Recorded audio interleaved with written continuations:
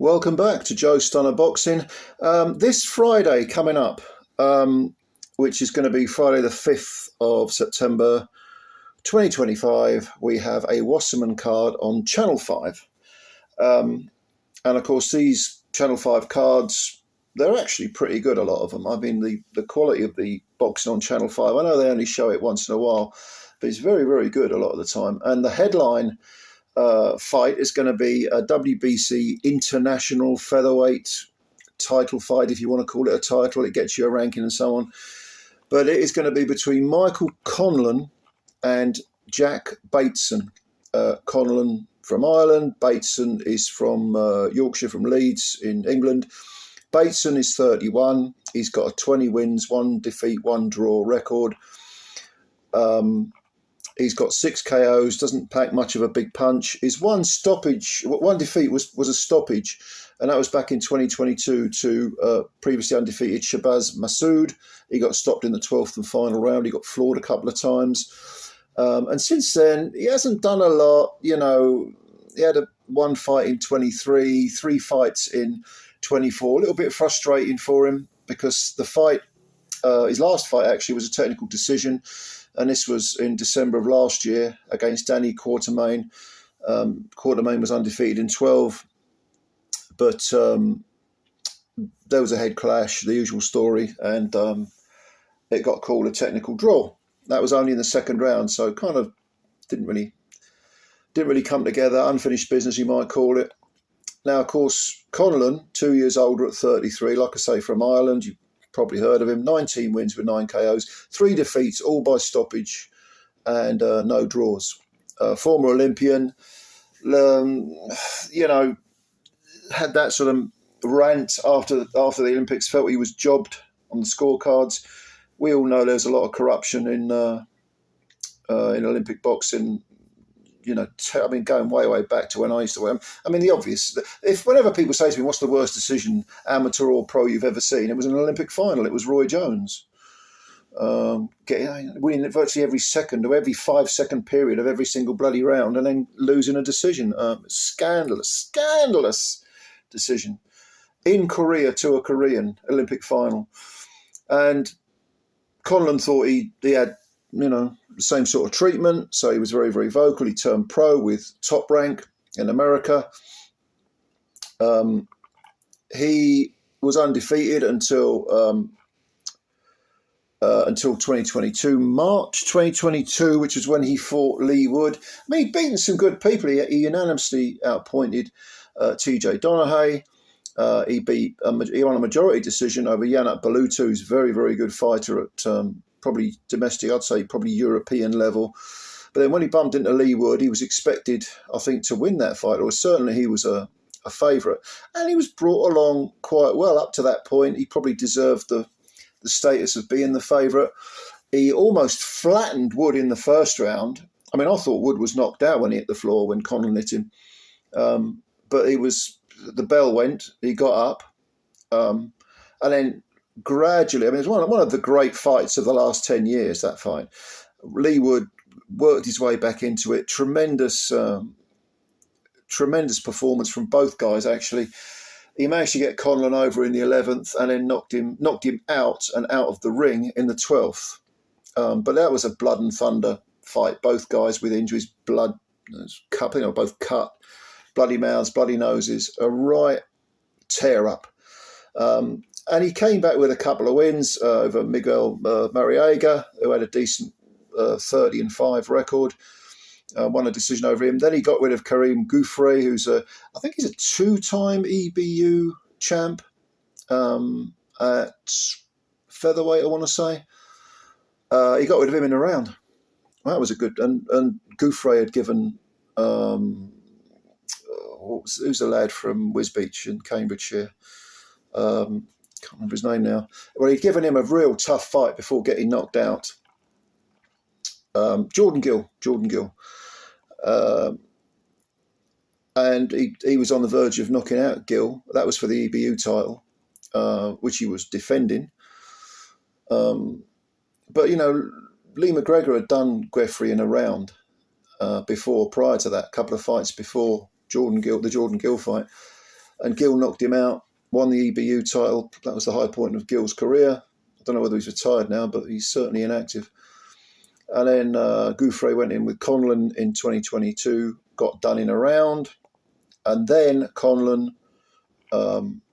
bumps into Luis Alberto Lopez, and that was for the IBF featherweight title. The fight with Lee would have been for the WBA version, so he's getting a second bite of the cherry, different organisation. That was in Belfast, 2023, and he got flattened in 5 rounds, and I mean knocked out. He was not spark out, really. It was an uppercut, if memory serves. And Luis Alberto Lopez, who really does hit hard, very, very good, very hard puncher, very tough guy. I don't think he's got that many KOs on his record, but he's scored some spectacular stoppages. He's a very, very good fighter and holds a win over Josh Warrington. That was the fight before he knocked out Conlan. That's when he won his IBF title. He would go on to lose it to Angelo Leo when he was knocked flat out for the count of 10. That was a 10th round knockout, the 10 count. That was in 2024. And since then, I think he's had one comeback fight, which was a 1-rounder. But make no mistake about it, no shame in getting knocked out by Luis Alberto Lopez, but it did put Conlan sort of behind the 8 ball. He then needed to work his way back up to get that third elusive world title shot. And in fact, he bumped into none other than Jordan Gill, who we were talking about a moment ago, and got knocked out in 7 rounds. And I've got to be honest with you. I mean, he was down in the second round of that fight, and it looked to me like was beginning to look like a shot fighter, or at the very least, someone whose punch resistance was waning, and it didn't look good. Now he's 33 now. Is Conlan. He's had a little 8-round run around over a guy I wasn't familiar with, Asif Khan, I think his name was. I don't know much about that guy. He had a decent record, 19-5 record, and a draw, I think. And Conlan outpointing him over 8 rounds, and he didn't look too bad doing it, but if you're talking world level, that was his first fight, that little run around, the 8-rounder. That he'd been out of the ring for, I want to say about 15, 16 months. And sometimes you need that time out just to reassess everything, just to get back in the gym, work on things, get your mind ticking, get the emotional damage out of your system. Because back-to-back knockouts, it takes some doing. So I think we can. You've got to prepare yourself. You've got to really strip everything down and become all sort of zen about it, and try and accept what has happened and put it behind you and start to rebuild psychologically as well as physically. But of course, they do say that boxing is, I think it was Adam Booth said, in the gym, boxing is 90% physical, 10% mental. In the ring, it's 10% physical because you're in shape, or presumably you're in shape, but it's 90% mental. And this is what's going to have to be done with Conlan. We're going to see against Jack Bateson exactly what he's got left. Now, Bateson, like I say, he's 31 years old, from Yorkshire. No one's ever given him anything. Okay. That fight that I mentioned earlier that he had with Danny Quartermain, that would have been for a couple of these, I think it was an IBF and a WBO Trinket International, whatever the hell they call them. It might have been the European belt. There's only one European belt that matters, and that's the EBU title. But he's had to really sort of knuckle down and sort of do things the hard way. He has been the English super bantamweight champ, so he has got that belt under his belt. He's got that belt under his belt. But he's never threatened, he's never been given the opportunity, frankly, to fight on, the really big stage against a really established fighter. And this is his chance to grab a big name, even if you think that Conlan's past it. It would definitely propel Bateson forward. Bateson's an orthodox fighter. Like I say, doesn't have much power. He kind of, from what I've seen of him, kind of a conventional style. lets his hands go quite a bit. Nothing really springs out and hits me when I'm trying to remember the fights of his that I've seen. I think I've seen him about 3 or 4 times. But on the other hand, it's not like he is really easy to hit. I mean, the fight where he got stopped in the last round against Masood, that went until the 12th round, and he was down a couple of times in the last round. He was getting clocked, but even though he'd been 10 previously a couple of times, to go that 12-round distance, even if you think you've got the stamina, you think you've got the chin, you think you've got the gas tank, to actually do the full 12 against a fellow undefeated fighter, I don't think there was any shame in that defeat at all. I think he actually showed a fair bit. Again, nothing spectacular, but he showed good skills. He's a well-schooled fighter, and let's not forget that Shabazz Masood is still undefeated in 14 now, and he himself doesn't have a heavy punch. I think he's only got like 4 KOs in 14 wins, Masood. But it was just one of those attritional wars where Masood kind of outlasted Bateson. And a learning fight, in other words. I mean, I really do believe very firmly that, you put 2 undefeated fighters together, they'll have a good contest. One will win, one will lose, unless it's a draw, of course. But the one that loses, these are lessons. That's how you learn.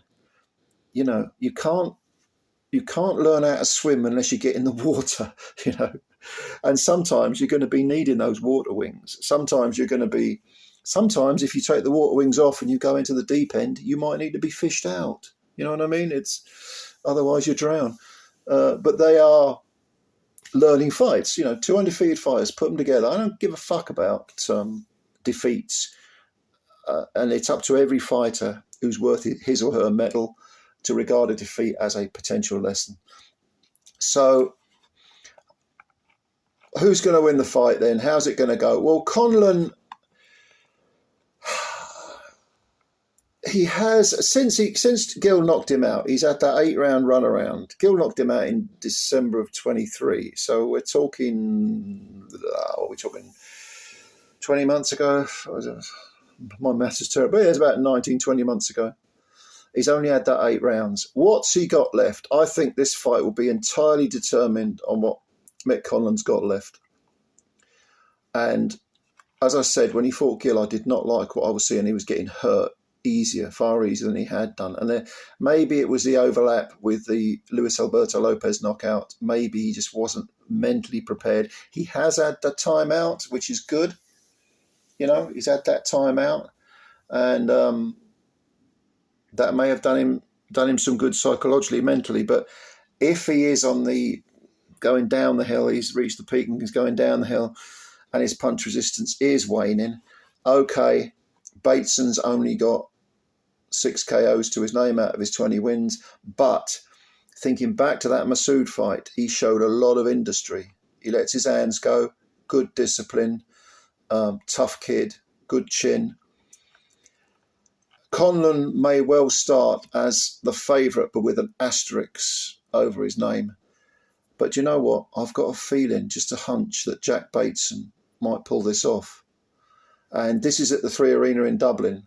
So Bateson is the away fighter. If it was to go the distance, and that is perfectly feasible. I mean, for some reason, I don't see Conlan stopping Bateson. I think Bateson's got enough craftiness about him, especially with the experience. He's 31 now. I just worry about Conlan's chin, even though he's in against a light hitter.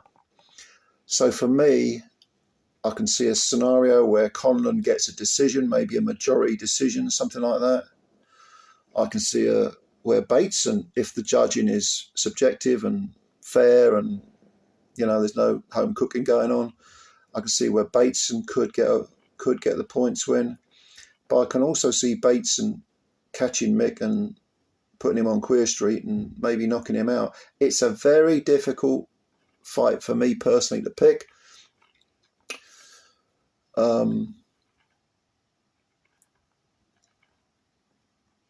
you know what? I'm going to stick my neck out. I only do previews of fights where I just haven't really got much of a clue who's going to win, because I think they're the most interesting ones to sort of discuss it from both sides of the argument. I've got a feeling Bateson might do him. If Bateson doesn't get the job done inside the distance, I think Conlan wins on points. But you know what? My prediction is going to be Bateson to win by a stoppage in about 7th, 8th, 9th. This, by the way, is a 10 rounder, not a 12. So Bateson, I think, will probably think, I've got to get my skates on here. I've got to start quick. And yes, Mickey's very, very cavalier. He's always had that style, that come forward style, very, quite aggressive. He can box. Sure, he can box. Of course he can.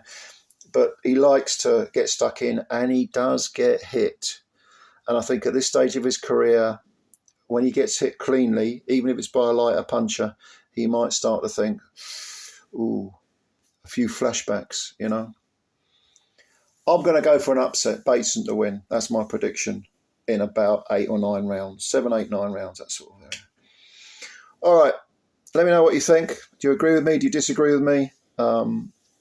Leave your comments below and your reasoning behind the person you're picking. And if you enjoyed this video, please hit the like button and also subscribe to the channel if you're new. There's a bit of boxing this weekend. There wasn't last weekend, was there? It's very disappointing. I felt like I lost a limb or something. But let me know what you think. Subscribe, hit the like button, spread the word about Joe Stunner boxing. And of course, as always, much love to all of you. Take care of yourselves. Bye for now.